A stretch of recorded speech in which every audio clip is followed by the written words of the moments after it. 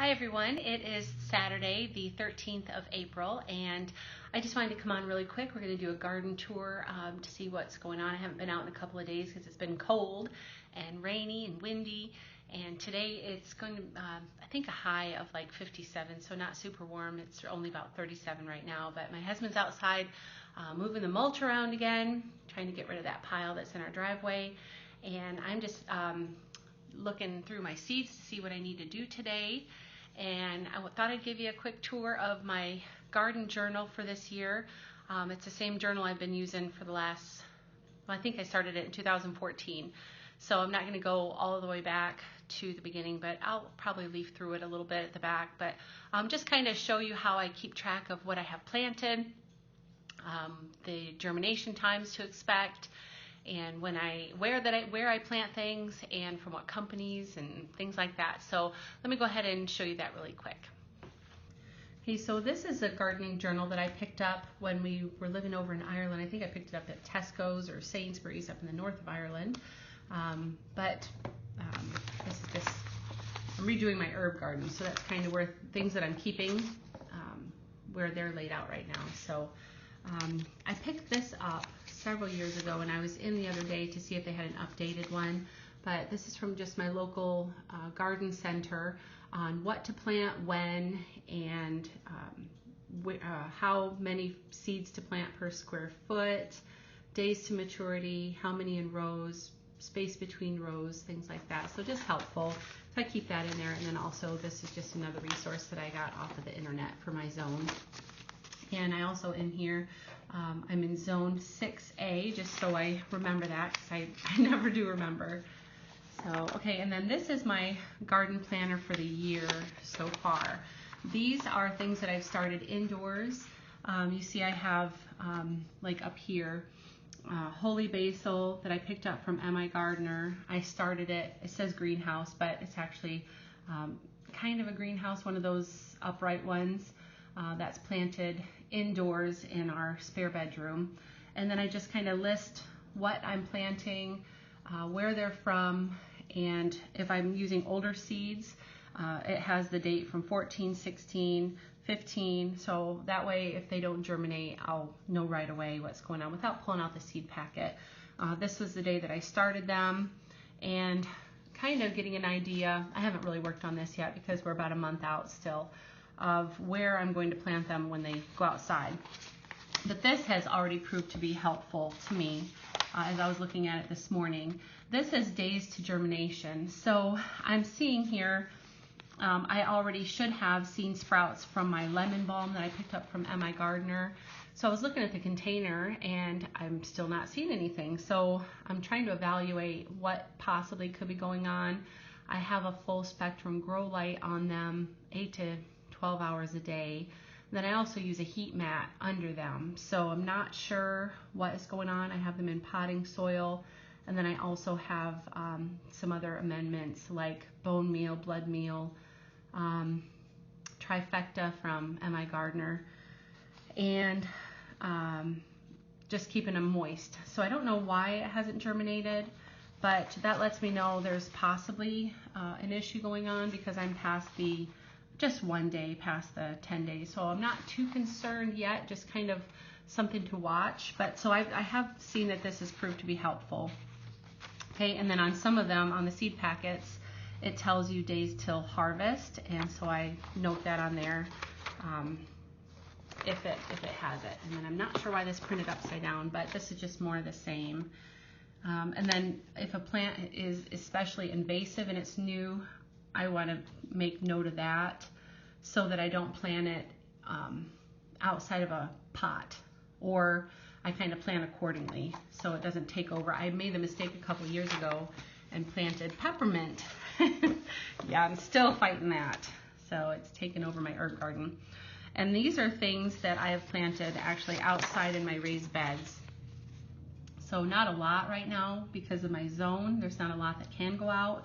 Just sugar snap peas, spinach, sweet pea flowers, all the different lettuces. I actually planted some radishes, which I don't usually do, and then I planted a lot of wildflowers. I planted probably 7 or 8 packs of various packets from different companies of wildflowers in a couple of the raised beds. So, and then again, when I planted them, the days till germination, and then days till harvest, and when I can possibly expect to see something that I can pick then. Okay. I don't have a layout for my traditional garden bed yet, but this is pretty much my plan for my raised beds. This one's completely planted. It just has the different lettuces, black-seeded Simpson, Tom Thumb, Thai spinach, a couple rows of radishes, a couple rows of other different kinds of spinach. I think it's the Bloomsdale spinach. These two are planted, a couple rows of romaine, a couple more rows of spinach.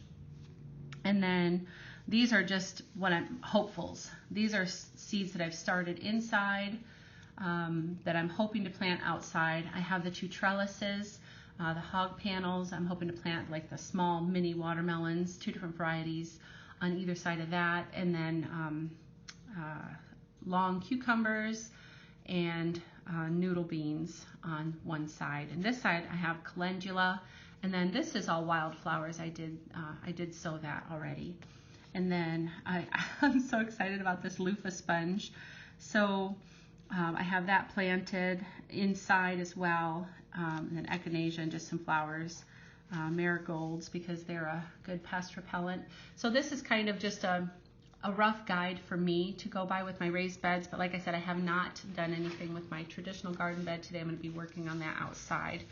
And then this is just another, sorry for the spinning, this is another diagram of when to plant those specific things that I just showed you in my raised bed, when to start them inside, when to plant them outside, and expected harvest. So that's helpful, and I just picked that up off the internet. growveg.com is where I got that, and that was just a free trial thing. And this is when I'm outside. I don't want to write on this, so I just kind of scribble down when I do actually plant it. I scribble it down and then the date, just so I have it for later. And then just some note paper. And then I don't really do much with the other sections, but previous years I just kind of tuck those. Oh, this is kind of helpful. I've gone through and some things that I've planted previously. This was all done several years ago, but optimal pH levels, and then I have a digital pH tester that I stick in the soil, and it tells you, what your pH should be, and then you can know if you need to amend your soil or not, how that's looking. Different things that I've learned about tomatoes, determinate or bush tomatoes, or indeterminate, which are the viney type of tomatoes. These are different varieties that are determinate, and these are different varieties that are indeterminate. So these are ones that you trellis or stake or something, you need to prune back. These are just some notes that I had from several years ago, and insecticide that is organic or natural. I wouldn't say organic because it has dish soap, even though I used Mrs. Meyer's dish soap, because I try to go the natural route with everything. These are just some, if you want to pause it and maybe read those, just some things that I've found helpful. This is my traditional garden bed layout for 2014. That was my best garden year so far. I was on top of and there's my printout. I was on top of the weeds, and it was just a perfect garden year, I thought. So anyway, just some different notes and things back here that I like to save for reference. Let me go ahead and show you really quick how I organize my seeds. And I'm going to go ahead and show you too what I used to do for seeds. This is what I used to do. I used to organize them in here by type, but then I was always looking in them to try and figure out, okay, what do I need to do right now? And so then I switched this year to this method. This is what I need to do. And obviously in February in Michigan, I know that this is inside, so I don't even need to think about that. I know this is inside. This could go either way, so I have an inside-outside category, April, May, and then it goes down. And then as I want to re-sow things, for succession planting. I'll just take them from the different ones and then move them down here. So let me give you a quick look in here what you can see. And they just latch on the side here. Okay, so I have a lot of peppers, or different, seed packets this year from Baker Creek. I mostly ordered from them. Usually I go Lake Valley from my local store, but I just have them in here.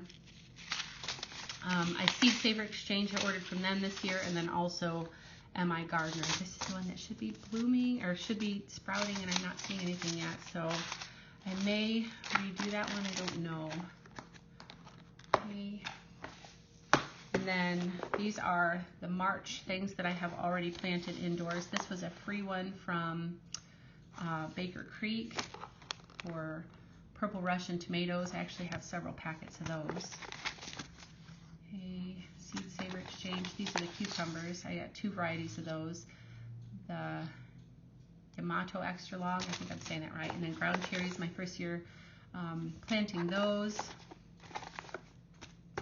I'm not going to leaf through all of these because, and then this is another pack of those that I actually did start. I'm excited about these. Everybody's loving these right now. I'm new to them, so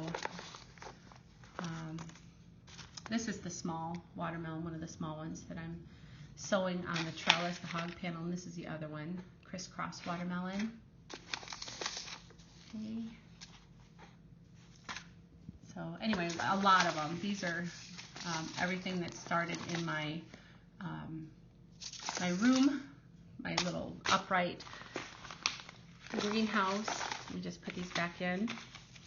And then in this one is just, these are things that I've sowed outdoors right here. Okay, and again, Lake Valley is what, and these are non-GMO, healthy, good seeds to get as well. But I wanted to try Baker Creek and Seed Saver Exchange, but these are all heirloom as well. Anyway, let me go ahead and show you some of the books that I'm reading that I just got this year.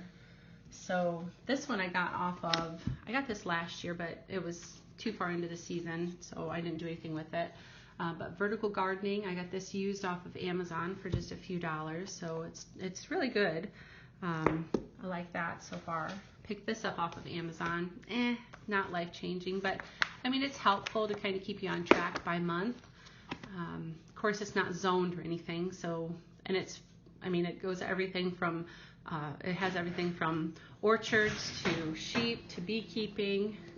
And then this one I picked up from Baker Creek this year, but don't get it from Baker Creek, even though it was a very good sale. You can get this for just a few dollars on Amazon used, so just a tip on that. But this is really, really beautiful. I love the pictures and just the information in here, just a wealth of information on heirloom plants and things. So let's go ahead and head outside and see what's going on out there in the garden, okay? See what my sweet husband's doing. What you doing? What you been up to? Huh? What you been up to? Trying to get this mulch pile down. 50% of it gone. I'll put it around the tree. The maple. I wasn't sure what else you wanted done. Oh my goodness gracious, you did a lot, didn't you? Maybe around the rocks, kind of carry it around the edge there. Yeah. All right.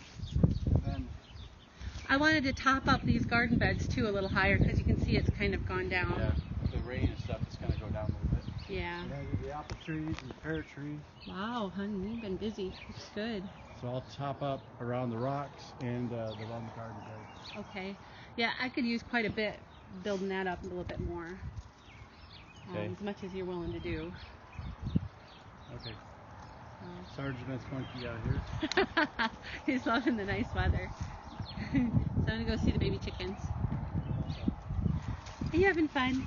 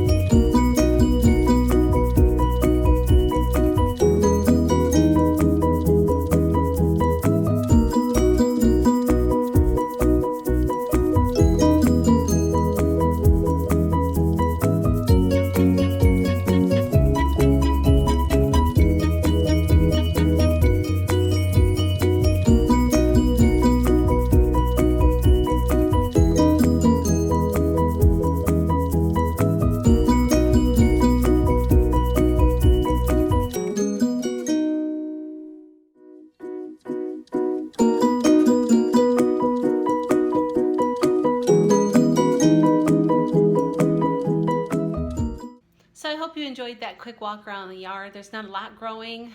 We have pretty much just chives, and the peach tree and pear tree are starting to bud a little bit of leaves, and the strawberries are poking through their green foliage, but nothing from the garden yet. And so we'll give you an update again probably in a week. But until then, we might see you back with something else that's going on with our lives. But if not, we'll talk to you again soon. Have a great day. Bye-bye.